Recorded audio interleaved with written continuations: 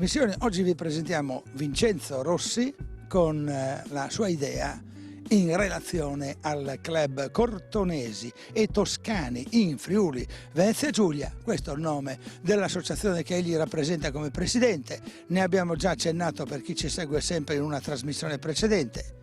Vincenzo Rossi vuole portare il nome di Cortona in Friuli e vuole portare il nome del Friuli a Cortona, in questa bellissima cittadina dell'Aretino. Vincenzo Rossi, innanzitutto perché costituire un'associazione di cortonesi e toscani nella nostra città e nella nostra regione? Ecco, io devo dire che prima di essere un socio fondatore dell'associazione Club Cortonesi e Toscani, ho creato come fondatore, assieme ad altre 4 persone, l'associazione Toscani in Friuli Venezia Giulia e ho curato nella parte del direttivo per 8 anni questa associazione. Dopo 8 anni mi sono reso conto che ovviamente Cortona dava un contributo, poteva dare un contributo così enorme che ho pensato di riservarle ancora più spazio,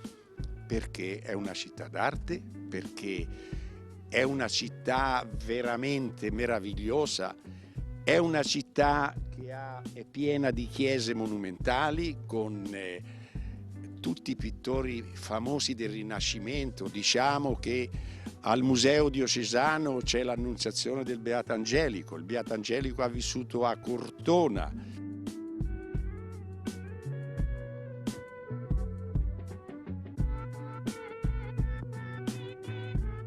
Naturalmente questa terra è la terra di quel Severini che ha lavorato insieme a Marinetti, ha lavorato insieme a Brancusi, a Carrà e ha fondato il futurismo. Senz'altro, ecco, tant'è vero che lui da giovane è partito per Parigi e siccome era stato un po' penalizzato nella scuola pubblica, e lui ha emigrato e se n'è andato a Parigi e assieme a questi famosissimi pittori ha creato questa... Ha firmato il manifesto del 1909 anche lui.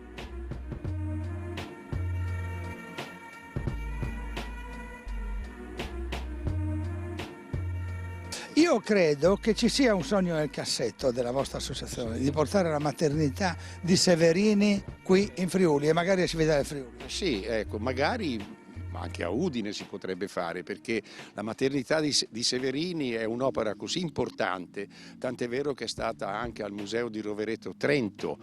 Hanno fatto una mostra di circa 3-4 mesi, è stata a Forlì, Cesena Forlì.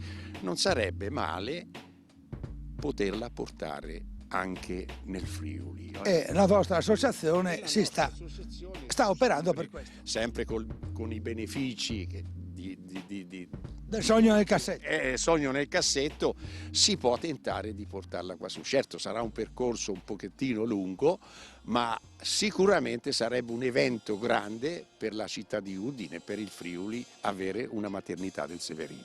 Lei Presidente, per quanto riguarda sempre l'attività del suo club, ha lavorato con il Comune di Cividale, ha impostato un lavoro possibile e futuro con il Comune di Cividale e con il Comune di Udine. Ce ne vuole parlare?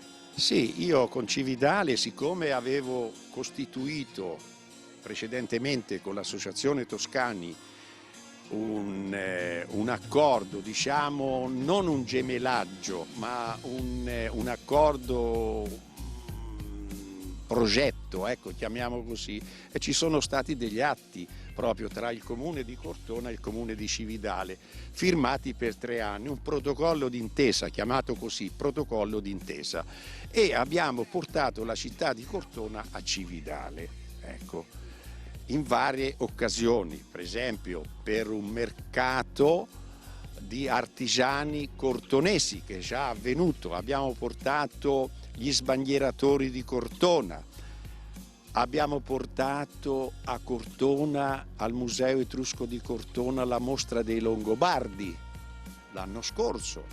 Adesso dovremmo portare a Cividale la mostra degli Etruschi.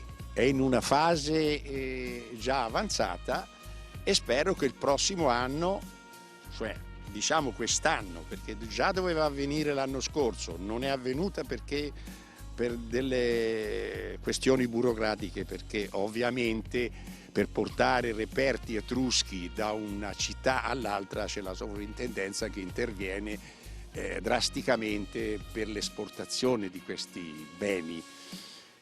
Ecco, ovviamente tengo a precisare che questa, per non incorrere in cose spiacevoli, che è stata creata dalla prima associazione che io rappresento, però siccome essendo di Cortona mi sento in dovere, avendola creata, di portare avanti questo progetto che era già sviluppato. questo progetto che era già stato sviluppato anche da parte mia come vicepresidente dell'associazione toscana. Con la realtà Udine, con il comune di Udine, ci sono delle notizie che lei ci può anticipare? Ovviamente ho preso dei contatti con il comune di Udine,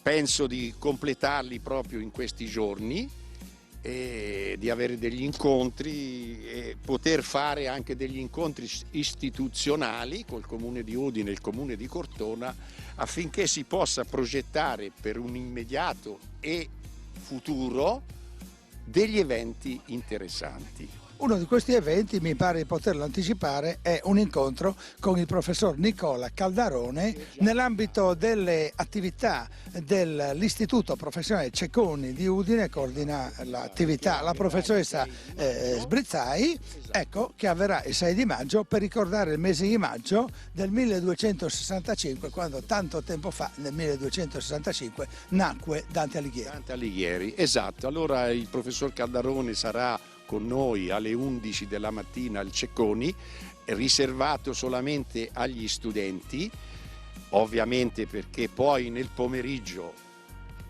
alle 17 ci sarà la conferenza del professor Caldarone con diciamo il luogo da stabilire assieme al FAI di Udine, cioè in collaborazione con il FAI di Udine. Ecco, faremo questa 750 anni della nascita di Caldarone. È una persona molto conosciuta sia a livello locale della Toscana, sia a livello anche nazionale. È una persona molto colta, un professore che è difficile averlo, ma che... Quindi approfitteremo di lui e di quello che ci dirà di Dante Alighieri, nato nel 1265 e vissuto fino al 1321. Esatto.